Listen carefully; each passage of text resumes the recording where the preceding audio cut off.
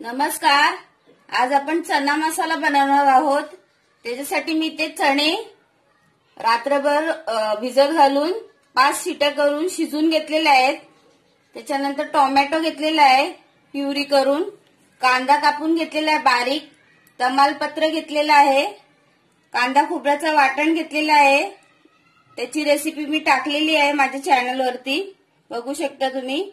आलं लसूणची पेस्ट घेतली आहे, धणा पावडर, हळद, गरम मसाला, राई, जिरं, लाल तिखट, कढीपत्ता, हिंग, मीठ आणि तेल.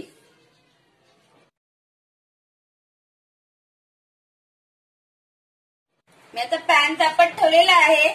त्याच्यामध्ये मी तेल घालते, 2 चमचे तेल घालते.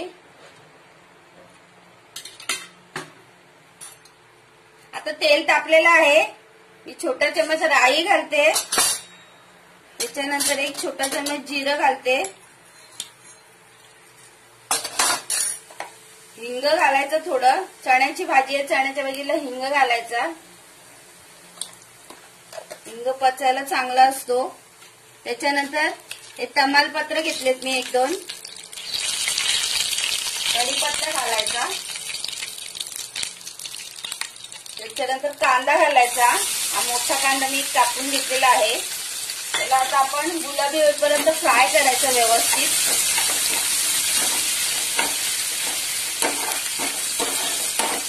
भाजी टिफिनसाठी खूप छान बनते ही, करून बघा तुम्ही.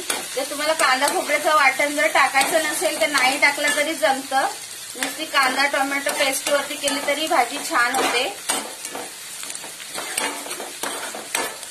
आता गुलाबी कांदा करून घेते. थोडस गुलाबी आपल्याला करायचं आहे. बघा आता कांदा थोडस गुलाबी झालेला आहे. त्याच्यामध्ये मी आलं लसूणची पेस्ट घालते थोडीशी. ती पण आता थोडीशी फ्राय करून घेते व्यवस्थित. गॅसची फ्लेम मिडियमच ठेवायची. त्याच्यामध्ये आता आपल्याला टोमॅटोची प्युरी पण घालायची आहे. मी हा टोमॅटो किसून घेतलेला आहे.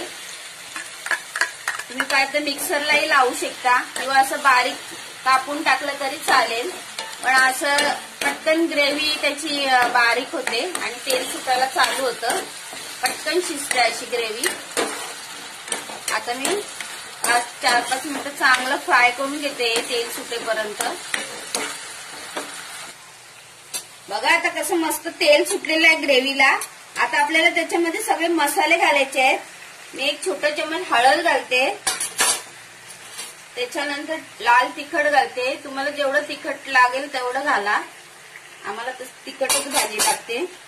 त्याच्यानंतर धणा पावडर घालते 1 चमच आणि व्यवस्थित परत मसाला फ्राय करून घ्यायचा.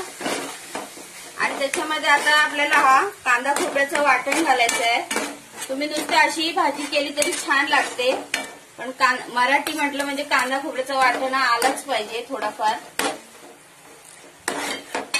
आता चांगलं त्याला 2 मिनिटं फ्राय करून घेते. आता आपल्याला थोडंसं मीठ घालायचंय. मी मीठ कशामध्येच घातलेलं नाहीये, मीठ घालून घेते. तुम्ही तुमच्या चवीनुसार घाला. आता परत 2 मिनिटं चांगलं फ्राय करून घेते सगळं. मसाल्याला बघा कसं मस्त तेल सुटलेलं आहे आणि सुगंधही छान सुटलेला आहे. जेवढं वाटण तुम्ही ग्रेव्ही तुम्ही फ्राय कराल तेवढी तुमची भाजी टेस्टी होईल. अजून डब्याला जर आपल्याकडे काही नसलं, सकाळी घाई झाली तरी तुम्ही चणे उकळून ठेवलेत रात्री फ्रीजमध्ये, तरी तुम्ही सकाळी भाजी करू शकता पटकन. आता बघा मसाल्याला मस्त तेल सुटलेलं आहे, रंगही खूप छान आलेला आहे. आता मी हे चणे टाकते शिजवलेले. मी 5 शिट्या करून घेतलेल्या आहेत. माझे 5 शिट्यांमध्ये चणे मस्त शिजलेले आहेत. जर माझ्या रेसिपीज तुम्हाला आवडत असतील तर मला नक्की लाईक करा. बघा आता जितपत तुम्हाला ग्रेव्ही पाहिजे तेवढं तुम्ही पाणी घाला त्याच्यामध्ये. आता आपला गरम मसाला राहिलेला आहे. गरम मसाला सगळ्यात शेवटीला घालायचं.